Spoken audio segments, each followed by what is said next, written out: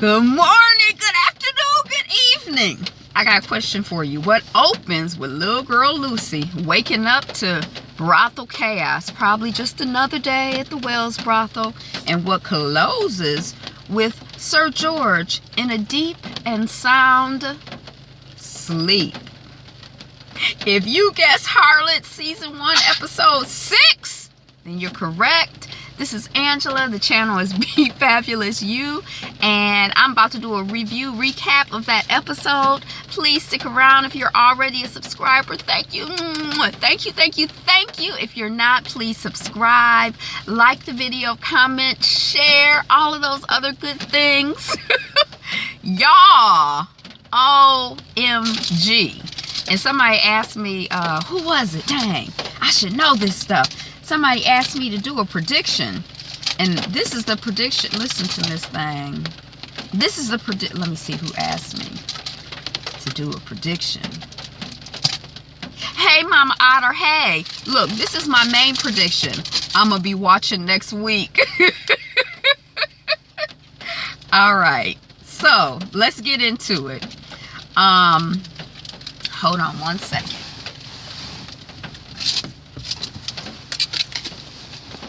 Okay, so Lucy is in bed when we open at the Wells brothel, and she is woken up by sex sounds and loud cunny wanters. We want cunny, we want cunny, we want cunny. You know, I think it's probably, you know, a normal day. And then we see Big Sis Charlotte in the attic, in an attic. But where is she? I never figured that out. Did you figure it out? Where's she at? And her wannabe keeper, Sir George, is in a rage as his new manservant, who replaced Haxby, pretends not to notice. He just averts his eyes like he doesn't see anything weird going on with a grown man having a daggone tantrum. All right. And then we see Charles's mama, Madam Mama. She's a mama too, and she's more of a mama than I thought she was. Speaking of predictions, I did not see this coming. We see Madam Mama Quigley feeding her son in his room, so he survived his encounter with Lawton, and Madam Quigley tells him Emily Lacey is off somewhere laughing at you, and she would have killed you. And I don't know, you know, what he says to that. I missed that part. But this is a prediction that I do have. I think that they're not going to be cool anymore, him and Emily Lacey. Because he was kind of, he's kind of weak. So I don't think that, you know, he has the strength of character and the strength of heart and the strength of his conviction to follow his own guidance. And then we see traitor Emily Lacey, with Vi and the S&M lady, Nancy. I call her S&M lady. She's the pirate hat lady. And she's scared of Quigley finding her, especially since she drugged the son of Quig, Charles. So Miss Emily Lacey is really stressed out and upset, and oh my God, oh my God, oh my God.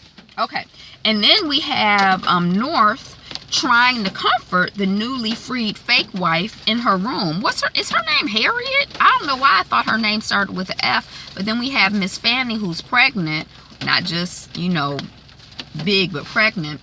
So I think her name might be Harriet, but I'm gonna call her the newly freed fake wife, the black woman from America. And she like, you don't need to comfort me. I'm comforted by this money that I never had money before. I'm glad, you know, it makes me hopeful that I'm going to be able to buy my children. And she asked North about, you know, his relationship with slavery, and if he's ever been enslaved. And he said he was born a free Englishman. And then we have North and Mama Madam. Ooh, it would be like, what if Lennox, here's another prediction. This is an anti-prediction. Lennox ain't gonna take North's ass to Virginia and enslave him. Lennox don't want none of North. He done had enough of North. But, you know, he might want to bring him down a peg or two, and certainly degrading and humiliating and enslaving and harassing and beating and, you know, all of the other wonderful things that come along with the enslavement of human beings would bring somebody down a notch or two, at least physically, maybe not emotionally or spiritually. Okay, so then we have North and Mama Madam Wells walking down the street. North, we must do what we can for Harriet. That's why I think he talking about the black woman from America, the fake wife who's newly freed. And they arrive at the meeting with the young monster Lennox, who is reading the news and tries to humiliate and dominate North. They make a 50-pound payment, and they want to pay 25 pounds weekly on their debt.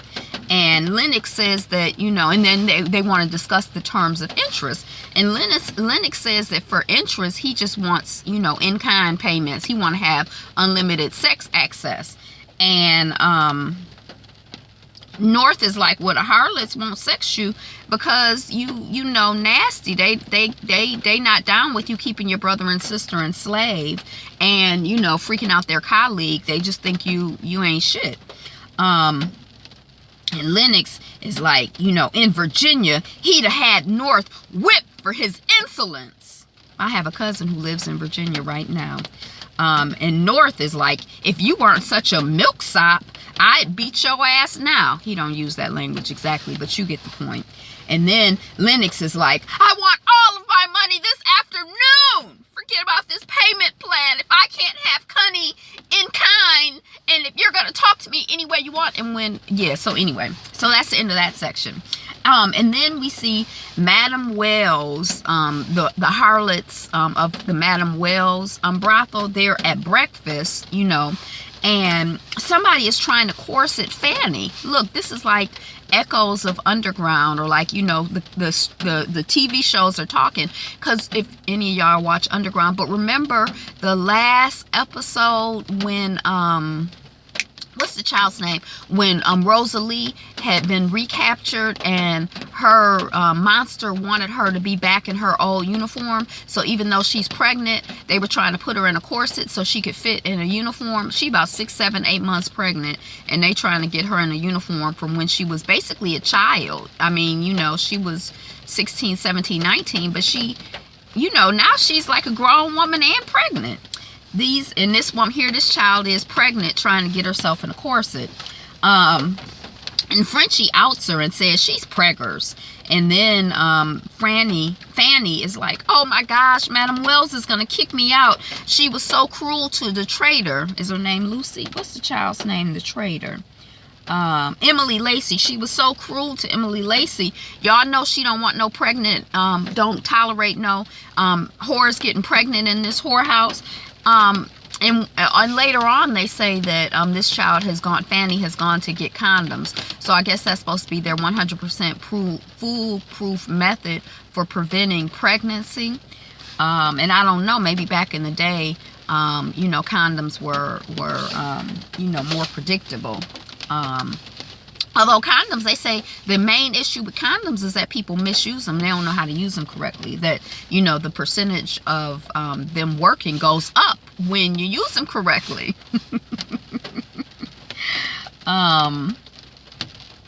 Hey, what's up, boo?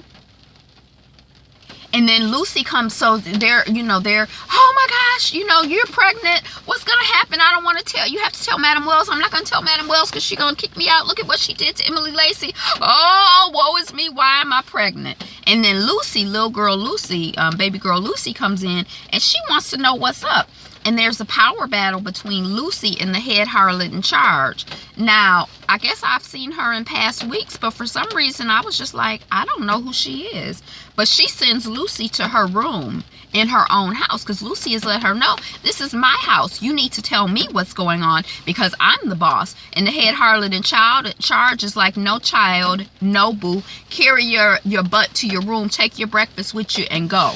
And Miss Lucy does. And then we have North and Madam Wells. They're back at the house and they're greeted by their son on the doorstep. He's being a cute little boy, but it's a cute little boy in the context of working at a brothel. So he's like, welcome to the, you know, the Wells house of, you know, Connie or whatever. You know, he has a little, he's being a cute little boy. and the head harlot in charge tells Madam Wells that she had to send Lucy to her room. So Wells, oh, is her name Kitty? So Wells goes up to Lucy and she like, stop vexing Kitty. And then she's like, you know, I need your answer for Lord Fallon. And Lucy's like, well, are you going to make me go with him? And the mom is like, no, I won't make you go with him, but you might never get such an offer again. And Lucy is like, what if I say no?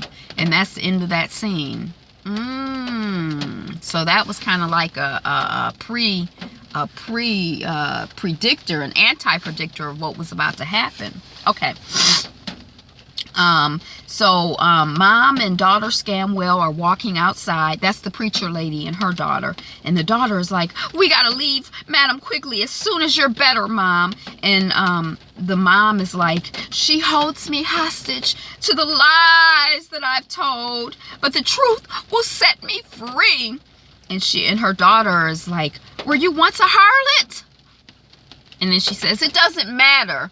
And there's like a moment of hope and potential happiness. And like, yes, we're going to get free of evil Quigley, of her quickness. Okay, then we have S&M lady Nancy and Madam Wells. The S&M lady is like, Nancy, we have to help Emily Lacey out with Quigley. You have the money, pay her debt. And we had each other. This child is alone. And Wells is like, the traitor Emily Lacey is not worthy. We pledged. Oh, and then Nancy reminds her of their pledge. And it's basically like they pledged to be bards that sustain and defend each other. That's my English accent. Each other. I wrote it down phonetically and it's still not very good, is it? Okay, so then we see Miss Quigley, Madam Quigley at the judge's place, magistrate judge. Okay, and he's like, you have 5 minutes. What do you want? And Quig is like, I can see a man accidentally kills. He feels the power and he wants others to share in his crime. Then more girls must be found, and more until they are united in their deed. And the man magistrate is kind of looking like and then Madam Quigley, oh no, what happened? Just closed on me. And then Madam Quigley is like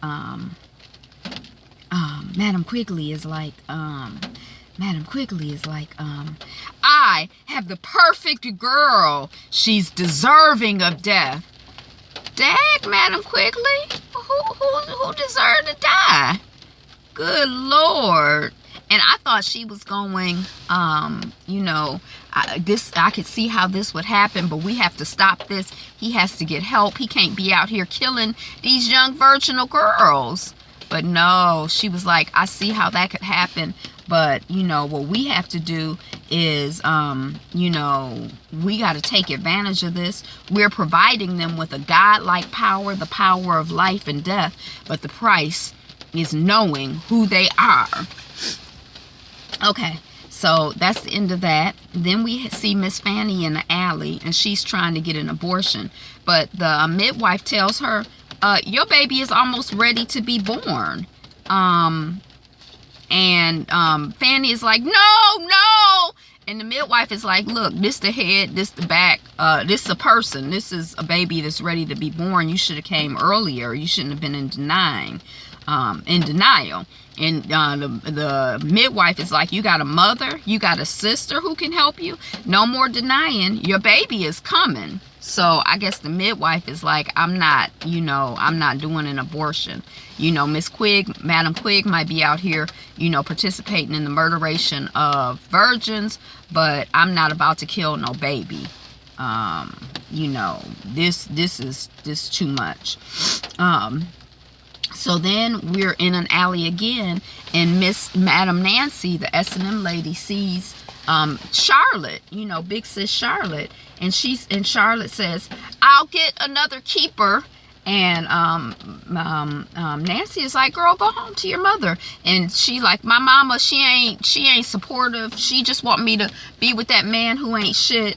You know, maybe I could get. And then Nancy is like, well, oh, you gonna get a start at my place? Basically, like, that's a step down. And Charlotte is like, maybe, because she's desperate. And your mom, you know, my mom is a problem. And Nancy is like, go home to your mom. Your mom will do anything for you. Go home to your mom. That's basically, you know, that situation. But we,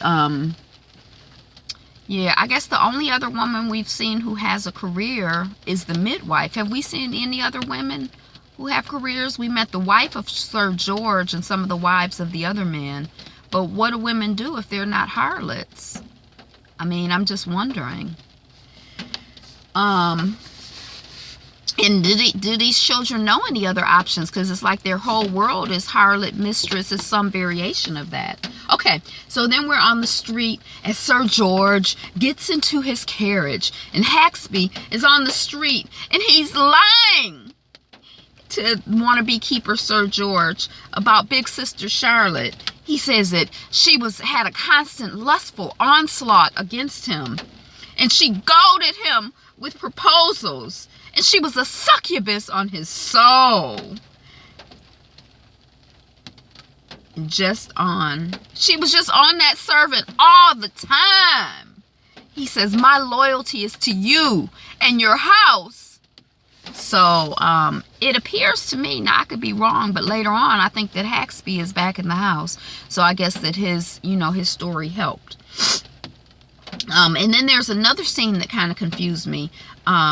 It was the trader and then the fancy dress guy who in the last episode, Vi was like, when the fancy dress guy was talking to Scamwell's daughter, Violet came over and she's like, what are you doing? Get out of here. You're not our friend. But anyway, this guy sees somebody in the gutter, a woman in the gutter. Was it the trader? Was it Emily Lacey? And he tries to help her, and she's like, oh, don't help me.